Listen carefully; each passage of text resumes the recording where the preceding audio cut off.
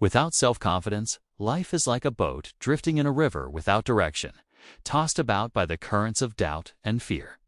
It's a feeling many of us know all too well. But today, I want to share a story that shows how even the deepest-seated shyness can be transformed into unbreakable strength.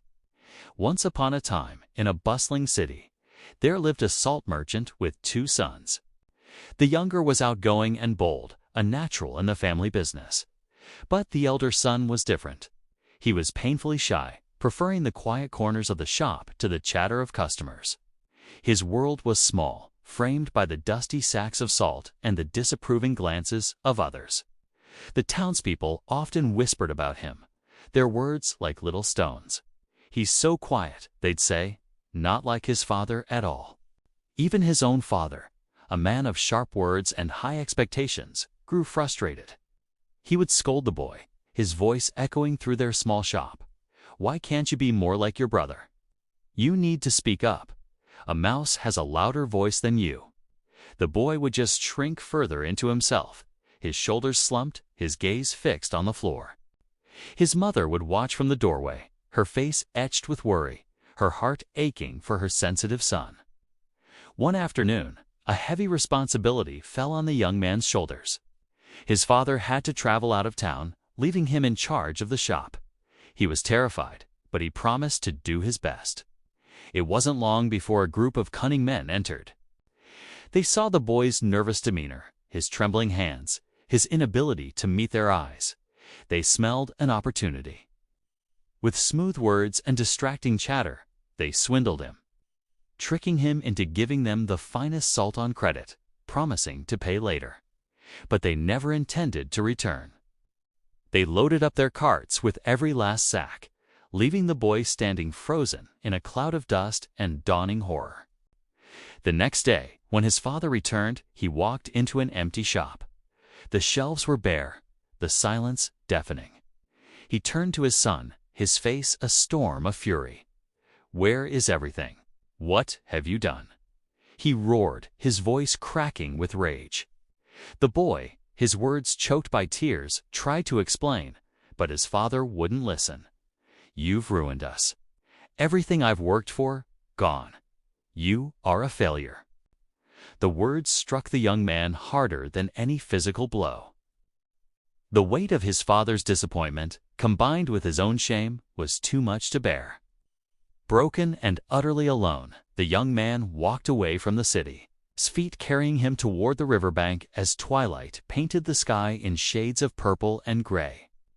The water looked cold and dark, a reflection of the emptiness he felt inside. He stood at the edge, the gentle lapping of the waves sounding like a final, sorrowful goodbye. This, he thought, was the only way to silence the noise in his head, the only way to escape the crushing weight of his failure. Just as he was about to take that final step, a firm but gentle hand grasped his arm. He turned, startled, to see an old man with kind eyes and a long white beard. The old man held a small lantern, and its soft golden light pushed back the encroaching darkness. "Life is precious, my child," the old man said, his voice calm and steady. "This river can wash away the dirt from your feet, but it cannot wash away the troubles in your heart. Let's talk." The old man led him away from the water's edge and took him to his simple home nearby.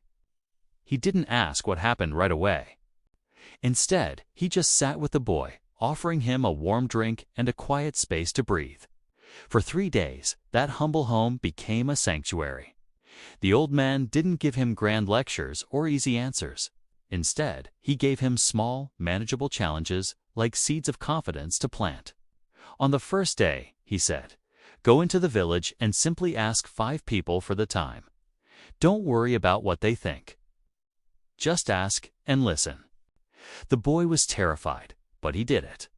His voice shook, but by the 5th person, he found it a little easier. On the second day, the old man gathered a small group of children and said, "These children are curious about how water flows. Explain it to them." The boy, who had spent countless hours watching the river, found that he had something to share. He spoke, and the children listened, their eyes wide with wonder. On the third day, the old man pointed him back toward the city. Now, he said, go face the person you fear most. With a newfound resolve, the young man walked back to his father's shop. He walked with his head held high, his steps sure. He found his father sitting alone, his anger replaced by a quiet sorrow. The young man stood before him, took a deep breath, and said, "Father, I am sorry. I made a terrible mistake, not because I am worthless, but because I let fear control me. I want to make it right." His father looked up, and for the first time, he didn't see a shy, timid boy. He saw a young man who had faced his demons and returned stronger. He stood up and pulled his son into a warm, forgiving embrace as sunlight streamed through the shop window.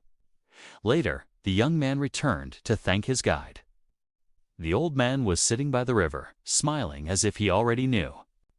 "I don't understand," the boy said. "Was it my shyness that was the problem?" The old man shook his head, his eyes twinkling in the golden light. "Your biggest enemy wasn't shyness, my child. It was the fear of what others thought of you. Shyness is just a quiet nature. Fear is a cage. You just learned how to find the key." That once shy boy grew into a confident and respected businessman. He rebuilt his father's shop and made it more successful than ever. He was still quiet by nature, but he was no longer afraid. He spoke with purpose, treated his customers with kindness, and led with quiet strength. He learned that confidence isn't about being the loudest person in the room. It's about trusting the sound of your own voice, no matter how quiet it is. The river where he once sought an end became a symbol of his new beginning. Every morning he would walk along its bank, not in despair, but in gratitude. The same water now reflected a clear, bright sky, and a young man walking forward confidently into the life he built for himself. Remember, your journey to confidence starts with a single step. It's not about becoming someone else. It's about believing in who you already are. Believe in yourself, because confidence grows with every small challenge you overcome, every fear you face. If this story resonated with you, please show your support by giving it a like, sharing it with someone who might need to hear it, and subscribing to our channel for more inspirational content. Thank you for watching.